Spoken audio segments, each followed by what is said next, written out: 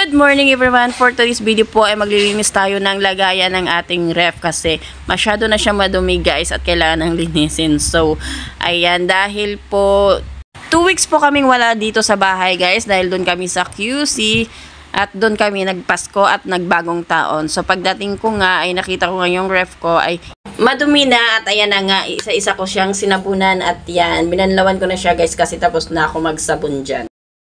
Habang naglilinis ako niyan, ayan, tapos na rin yung minashing ko guys. Ayan, inisa-isa ko na naman siyang ilagay sa batya dahil babanlawan ko na siya. So, hinahanap ko nga yung mga maninipis na short dyan guys kasi yung mga maong susunod na isasalang ko. So, ayan guys, inaayos ko na yung mga lagayan ng ref ko. Ayan, malinis na siya tignan guys. Hindi katulad nung nakaraan, yung pagtingin ko talaga sa ref ko, inaamag siya talaga guys. So ayan guys, lalagyan natin siya ng laman kahit konti may laman man yung ref ko. At habang naglalaba ako ay nagprito naman ako ng tilapia for ulam namin for today.